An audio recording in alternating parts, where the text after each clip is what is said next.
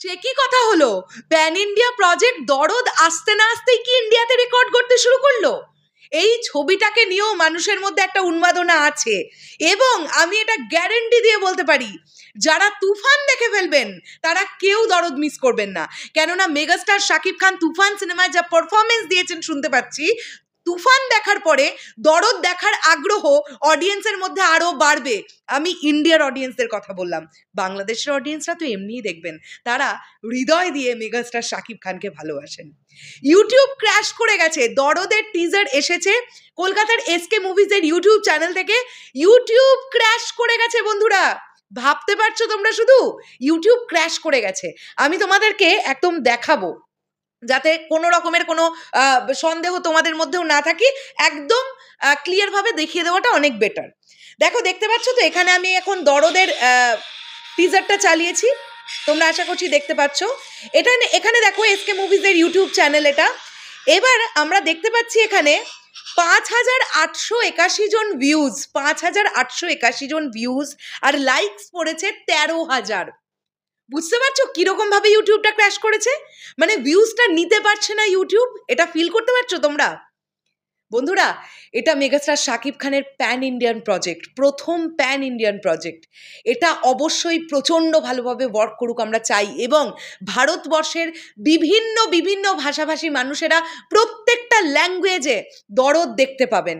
তো এই প্রজেক্টটা নিয়ে প্রচণ্ডভাবে আশাবাদী আমরা যারা ইন্ডিয়ানরা আছি, আমরা মেগাস্টার শাকিব খানকে যারা প্রচণ্ড ভালোবাসি, আমার মনে হয় প্রত্যেকের মধ্যে এই উন্মাদনাটা কাজ করবে যে ভারতের অডিয়েন্স মেগাস্টার শাকিব খানকে কিভাবে নিচ্ছে। তো এটা একটা দারুণ ব্যাপার, এটা অবশ্যই মানতে হবে যে দরদের টিজারটা প্রচণ্ড ভালো একটা টিজার হয়েছে। মানে এই তুফানের ঝড়ের মধ্যেও দরদের টিজার আসার ফলে কোনো রকমের কোনো মানুষের মধ্যে যে তারা বলবে যে কেন দিল টিজারটা, ভালো হয়নি টিজারটা, এই জায়গাটাই কেউ রাখতে পারেনি। মানে অনন্য মামুন রাখতে দেননি এই জায়গাটা।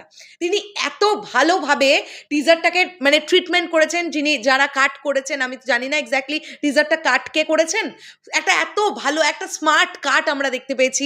যেভাবে টিজারটাকে প্রেজেন্ট করা হয়েছে, কেউ বলতে পারবে না যে এটা একটা বাজে টিজার হয়েছে। প্রথম ঝলকে অনন্য মামুন ভাইয়া কিন্তু আমাদেরকে একটা বলতে পারি একটা দোলা লাগিয়ে দিয়েছেন। তুফানের মধ্যে কিন্তু দরদের টিজার চলে এসেছে, এবং সেই টিজার এখনই ইন্ডিয়াতে রেকর্ড করছে। আমি অবশ্যই চাইবো খুব তাড়াতাড়ি ইন্ডিয়াতে এটা ট্রেন্ডে উঠুক, ডেফিনেটলি আমি এটা চাইবো। আর এটা হলে তো বিরাট ব্যাপার।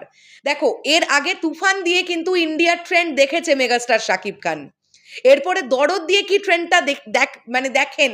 এবং এ তো সবে মাত্র টিজার, দরদ টিম এখন অনেক কিছু রেডি করেছে, তারা যে ওয়েতে প্রমোশন ভেবেছে তোমরা ভাবতেই পারছো না। আমি শিওর আজকের ডেটটা তোমরা মার্ক করে রাখো, তোমরা নিজেরা বলবে যে একটা প্যান ইন্ডিয়া ছবি, একটা মানে বাংলা সিনেমার এইরকম প্রমোশন হতে পারে, মানে এইভাবে দায়িত্ব নিয়ে যত্ন করে প্রমোশন, এটা বলতে তোমরা বাধ্য হবে। জাস্ট ওয়েট অ্যান্ড ওয়াচ, দরদ টিম তাদের খেলা শুরু করবে।